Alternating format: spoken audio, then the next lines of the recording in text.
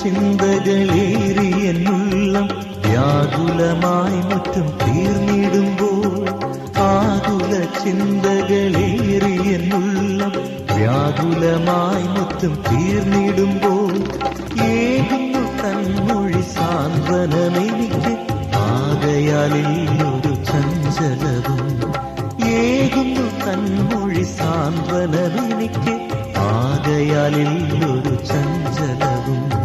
കർത്താവിൽ എപ്പോഴും സന്തോഷിക്കും ഞാൻ ക്രിസ്തീയ ജീവിതയാത്രയതിൽ. കണ്ണീരിൻ വേളയോ കഷ്ടങ്ങളേറെയോ വരികിലും അവനിൽ ഞാൻ സന്തോഷിക്കും. കണ്ണീരിൻ വേളയോ കഷ്ടങ്ങളേറെയോ വരികിലും അവനിൽ ഞാൻ സന്തോഷിക്കും. ഇപ്പോൾ നാം ശ്രവിച്ചുകൊണ്ടിരിക്കുന്നത് മോർണിംഗ് വോയിസ് എന്ന ആത്മീയ ശുശ്രൂഷ. ഇന്ന് ദൈവവചനത്തിൽ നിന്നും കർത്താവിൻ്റെ ദാസൻ ബോബി ചാർലി മൈലപ്ര ധ്യാനചിന്തകൾ പങ്കുവയ്ക്കുന്നു. ദൈവനാമത്തിന് മഹത്വം ഉണ്ടാകട്ടെ. മോർണിംഗ് വോയിസിൻ്റെ എല്ലാ മാന്യ ശ്രോതാക്കൾക്കും കർത്താവായ യേശു ക്രിസ്തുവിൻ്റെ നിസ്തുല്യമായ നാമത്തിലുള്ള സ്നേഹവന്ദനങ്ങൾ അറിയിക്കുന്നു. ഇന്ന് നമ്മൾ വായിക്കുന്ന ദൈവവചന ഭാഗം എഫേസ്യർക്ക് പൗലോസ് എഴുതിയ ലേഖനം 4-ാം അധ്യായം 32-ാം വാക്യമാണ്.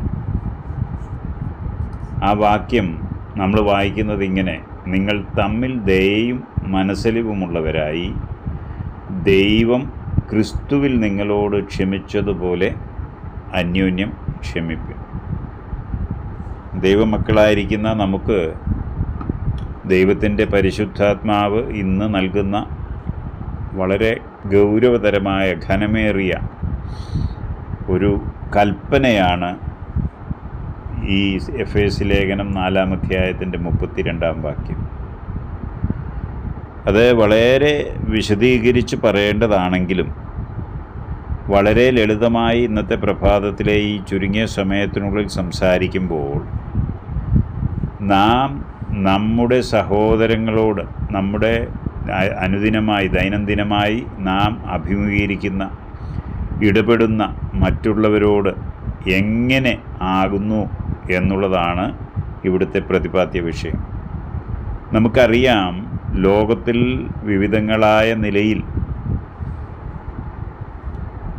പ്രശ്നങ്ങൾ നമ്മൾ അനുദിനമെന്നോണം അഭിമുഖീകരിക്കുന്നുണ്ട്. നാം പലരോടും കോപിച്ചും കയർത്തും ദ്വേഷിച്ചും ഒക്കെ സംസാരിക്കാറുണ്ട്, നീരസപ്പെടാറുണ്ട്. നമ്മൾ മനുഷ്യരാണ്. അതുപോലെ തന്നെ നമ്മോടും നീരസപ്പെട്ടും ദ്വേഷിച്ചും കോപിച്ചും ക്രോധത്തോടു കൂടെയൊക്കെ സംസാരിക്കുന്നവരെ നമ്മൾ പലപ്പോഴും കാണാറുണ്ട്. നമ്മുടെ അനുഭവത്തിൽ അങ്ങനെ വരാറുണ്ട്. എന്നാൽ ഇവിടെ ദൈവത്തിൻ്റെ പരിശുദ്ധാത്മാവ് നമ്മെ ഓർമ്മിപ്പിക്കുന്നത്, ദൈവം നിങ്ങളോട് ക്ഷമിച്ചതുപോലെ നിങ്ങൾ അന്യോന്യം ക്ഷമിക്കണം എന്നുള്ളതാണ്. നമ്മളോട് കോപിച്ച ആളോട്, അല്ലെങ്കിൽ നീരസപ്പെട്ടവനോട്, അല്ലെങ്കിൽ ക്രോധം കാണിച്ചവനോട് പ്രതിക്രിയ ചെയ്യുവാൻ, പ്രതികാരം ചെയ്യുവാൻ ദൈവത്തിൻ്റെ വചനം നമ്മെ അനുവദിക്കുന്നില്ല. നാം കഷ്ടം അനുഭവിച്ചാലും, നാം നഷ്ടം ഏറ്റെടുക്കേണ്ടി വന്നാലും നാം പ്രതിക്രിയ ചെയ്യുവാൻ, പ്രതികാരം ചെയ്യുവാൻ നമുക്ക് അവകാശമില്ല. എന്തിന് പ്രതിഷേധിക്കാൻ പോലും നമുക്ക് അവകാശമില്ല. മറിച്ച് ദൈവം തൻ്റെ പുത്രനായ ക്രിസ്തുവിൽ നമ്മോട് ക്ഷമിച്ചതുപോലെ അന്യോന്യം ക്ഷമിക്കണം എന്നാണ് പറയുന്നത്. അവിടെ ദൈവം തൻ്റെ പുത്രനായ ക്രിസ്തുവിൽ നമ്മോട് ക്ഷമിച്ചതുപോലെ എന്ന് പറയുമ്പോൾ അതിൻ്റെ ആഴം വെളിപ്പെടുത്തുവാൻ വേണ്ടിയാണ് ആ വചനത്തിൻ്റെ പ്രാരംഭത്തിൽ തന്നെ ദൈവാത്മാവ് 2 വിശിഷ്ട കാര്യങ്ങൾ പറയുന്നത്. എന്താണത്? ദയയും മനസ്സലിവും. അത് ആരുടെ ദയയും മനസ്സലിവുമാണ്? പിതാവായ ദൈവത്തിൻ്റെ ദയയും പിതാവായ ദൈവത്തിൻ്റെ മനസ്സലിവും. ആ ദയയും മനസ്സലിവും പിതാവ് തൻ്റെ പുത്രനിലൂടെ നമുക്ക് വെളിപ്പെടുത്തിയിട്ടാണ് നമ്മോട് ക്ഷമിച്ചത്. ആ ദയയും മനസ്സലിവിനെയും കുറിച്ച് നമ്മൾ പഠിക്കുവാൻ ശ്രമിക്കുമ്പോൾ അത് യാതൊരു വിധമായ ഉപാധികളും കൂടാതെ, അല്ലെങ്കിൽ നമ്മുടെ യാതൊരു യോഗ്യതകളും പരിഗണിക്കാതെ നമ്മിലേക്ക് വന്നു എന്നാണ് നാം മനസ്സിലാക്കുക. അവിടെയാണ് ആ ദയയുടെയും മനസ്സലിവിൻ്റെയും മഹത്വം നമുക്ക് മനസ്സിലാക്കുവാനായിട്ട് സാധിക്കുന്നത്. ഞാൻ എപ്പോഴും ഓർക്കുകയും ഉദ്ധരിക്കുകയും ചെയ്യുന്ന അതേ ദൈവവചനം തന്നെ നാം ഒന്നുകൂടെ ചിന്തിക്കുമ്പോൾ റോമാലേഖനം 5-ാം അധ്യായത്തിലേക്ക് വരുമ്പോൾ അവിടെ നാം വായിക്കുന്നത് 1-ാം വാക്യത്തിൽ വായിക്കുന്നത്, വിശ്വാസത്താൽ നീതീകരിക്കപ്പെട്ടിട്ട് നമുക്ക് നമ്മുടെ കർത്താവായ യേശുക്രിസ്തു മൂലം ദൈവത്തോട് സമാധാനമുണ്ട്. അപ്പോൾ ദൈവത്തോട് സമാധാന ബന്ധത്തിലേക്ക് ക്രിസ്തുയേശു മുഖാന്തരം നാം വന്നിരിക്കുക. ഈ കൃപയിലേക്ക് നാം വിശ്വാസത്താലാണ് വന്നിരിക്കുന്നതെന്ന് തുടർന്നുള്ള വാക്യം പറയുന്നുണ്ട്. എന്നാൽ ആ ദൈവവുമായിട്ട് സമാധാന ബന്ധത്തിലേക്ക് വരുവാൻ നമുക്കെന്തെങ്കിലും അർഹതയോ യോഗ്യതയോ ഉണ്ടായിരുന്നോ എന്ന് നാം പരിശോധിക്കുമ്പോൾ 6 മുതലുള്ള വാക്യങ്ങളിൽ പറയുന്നത്, നാം ബലഹീനരായിരിക്കുമ്പോഴാണ്, നാം അഭക്തരായിരിക്കുമ്പോഴാണ്, നാം പാപികളായിരിക്കുമ്പോഴാണ്, 10-ാം വാക്യത്തിൽ നാം ദൈവത്തോട് ശത്രുക്കളായിരിക്കുമ്പോഴാണ് ദൈവം നമ്മെ സ്നേഹിച്ചു. എന്ന് വെച്ചാൽ യാതൊരു വിധമായ അർഹതയോ യോഗ്യതയോ നമുക്കില്ലാതിരുന്നപ്പോൾ ആ ദൈവം തൻ്റെ ദയയും മനസ്സലിവും നമ്മോട് പ്രദർശിപ്പിച്ചു.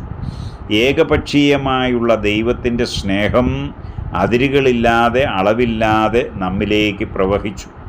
ആ സ്നേഹത്തിൻ്റെ ആ തിരതള്ളലിൽ കൃപയാൽ വിശ്വാസം മൂലം രക്ഷിക്കപ്പെട്ട് ദൈവത്തിൻ്റെ മക്കളായി തീരുവാനുള്ള ഭാഗ്യം നമുക്ക് ലഭിച്ചു എങ്കിൽ ദൈവം നമ്മുടെ പാപങ്ങളെ ക്ഷമിച്ചു തന്ന അതേ മാനദണ്ഡപ്രകാരം നാം നമ്മുടെ സഹചരോട് നാമും ക്ഷമിക്കേണ്ടതാകുന്നു എന്നാണ് ഇവിടെ ദൈവാത്മാവ് നമ്മെ ഓർമ്മിപ്പിക്കുന്ന കാര്യം എന്ന് പറയുന്നത്. നമുക്ക് ഒരു ദൈവവചന ഭാഗം ന്യായമായിട്ട് ശ്രദ്ധിക്കേണ്ടത് മത്തായി സുവിശേഷം 18-ാം അധ്യായത്തിൻ്റെ 23 മുതൽ 35 വരെയുള്ള ഭാഗത്ത് ദൈവം 2 വ്യക്തികളെ കാണിക്കുന്നു. ആ 2 വ്യക്തികളും ഒരു യജമാനൻ്റെ 2 ദാസന്മാരാണ്. അതിൽ ഒരു ദാസൻ തൻ്റെ യജമാനന് 10,000 താലന്ത് കടംപെട്ടവനായിരുന്നു. അവരുമായിട്ട് കണക്ക് തീർപ്പാനായിട്ട് തൻ്റെ യജമാനൻ ആഗ്രഹിച്ചപ്പോൾ ഈ 10,000 താലന്ത് തനിക്ക് കടംപെട്ടവൻ്റെ കണക്ക് പുസ്തകം തൻ്റെ മുമ്പിലെത്തി. അത് പെട്ടെന്ന് തന്നെ കൊടുത്തു വീട്ടുവാൻ ആ യജമാനൻ ഓർഡർ ചെയ്തു. അവന് സാധിക്കുകയില്ലെന്ന് വന്നപ്പോൾ അവനുള്ളത് സർവ്വതും അവൻ്റെ ഭാര്യയും മക്കളെയും ഒക്കെ വിറ്റ് ആ കടം തീർപ്പാനായിട്ട് യജമാനൻ കൽപ്പിച്ചു. അപ്പോൾ അവൻ യജമാനനോട് യാചിക്കുകയാണ്, എന്നോട് ക്ഷമ കാണിക്കണമേ, ഞാൻ തന്നു വീട്ടിക്കൊള്ളാം. എന്ന് വെച്ചാൽ തൽക്കാലം ക്ഷമിക്കണം, കഠിനപ്രവൃത്തികളൊന്നും യജമാനൻ ചെയ്യരുതേ, ഞാൻ സാവകാശം അത് തന്നു വീടിക്കൊള്ളാം എന്നാണ് അവൻ പറഞ്ഞതിൻ്റെ അർത്ഥം. എന്നാൽ യജമാനന് അവനോട് മനസ്സലിവ് തോന്നി അവനെ വിട്ടയക്കുകയും മുഴുവൻ കടവും അവന് ഇളച്ചു കൊടുക്കുകയും ചെയ്തു. എന്ന് വെച്ചാൽ അവൻ ഒരു ചില്ലിക്കാശ് പോലും അടയ്ക്കേണ്ട. എന്നാൽ ഈ ദാസൻ തിരികെ പോകുന്ന വഴിയിൽ തൻ്റെ അതായത് യജമാനൻ്റെ മറ്റൊരു ദാസനെ കണ്ട് അവൻ തനിക്ക് 100 വെള്ളിക്കാശ് തരാനുണ്ടെന്നിരിക്കെ അവനോട് ദയ കാണിക്കാതെ അവൻ്റെ കഴുത്തിന് കുത്തിപ്പിടിച്ച് അവൻ്റെ യാചനയ്ക്കൊന്നും വില കൊടുക്കാതെ അവനെ തടവിലാക്കുകയും അവൻ്റെ മുഴുവൻ കാശും തിരിച്ചു കിട്ടുന്നതുവരെ അവനെ ദണ്ഡിപ്പിക്കുകയും ചെയ്തു എന്നുള്ളത്. ഈ വർത്തമാനം യജമാനൻ്റെ അടുക്കലെത്തിയപ്പോൾ യജമാനൻ അവനോട് ചോദിക്കുന്ന ചോദ്യം വളരെ ശ്രദ്ധേയമാണ്. മത്തായി സുവിശേഷം 18-ാം അധ്യായത്തിൻ്റെ 34-ാം വാക്യമാണ്. 34-ാം വാക്യമല്ല, 33-ാം വാക്യം, 32-33. യജമാനൻ അവനെ വിളിച്ച്, ദുഷ്ടദാസനെ, നീ എന്നോട് അപേക്ഷിക്കയാൽ ഞാൻ ആ കടമൊക്കെയും ഇളച്ചു തന്നുവല്ലോ.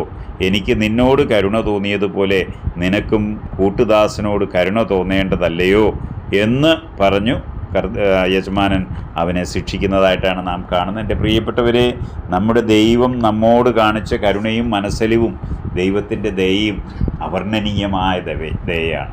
അതുകൊണ്ട് നമ്മോട് കോപിക്കുന്നവരെയും നമ്മോട് ദ്വേഷിക്കുന്നവരെയും നമ്മോട് ക്രോധം കാണിക്കുന്നവരോടും ഒക്കെ നമ്മൾ ക്ഷമിക്കേണ്ടതാകുന്നു. നാമും ആരോടും കോപിക്കുകയോ ക്രോധം കാണിക്കുകയോ നീരസപ്പെടുകയോ ചെയ്യാതെ ദൈവം നമ്മോട് കാണിച്ച ആ ദയയും മനസ്സലിവും ഓർത്ത് അവരോട് ക്ഷമിക്കുവാനും പൊറുക്കുവാനും ദൈവസ്നേഹത്തിൽ ജീവിക്കുവാനും ദൈവസ്നേഹത്തിൽ ഇടപെടുവാനും ആവശ്യമുണ്ടെന്നുള്ള ആ ദൈവിക പ്രബോധനം ദൈവത്തിൻ്റെ പരിശുദ്ധാത്മാവ് നമുക്ക് നൽകുന്ന കൽപ്പന ശിരസാ വഹിച്ചുകൊണ്ട് അനുസരിച്ചുകൊണ്ട് സമ്പൂർണ്ണമായി ദൈവാത്മാവിന് വിധേയപ്പെട്ട വളരെ അനുഗ്രഹിക്കപ്പെട്ടവും ധന്യവുമായൊരു ജീവിതം നയിപ്പാൻ നമുക്കിടയായിത്തീരണം. അതിന് നാം വായിച്ചു കേട്ട വചനവും ദൈവത്തിൻ്റെ പരിശുദ്ധാത്മാവും നമ്മെ സഹായിക്കുമാറാകട്ടെ. ദൈവത്തിൻ്റെ നാമം മഹത്വപ്പെടുമാറാകട്ടെ. ആമേൻ.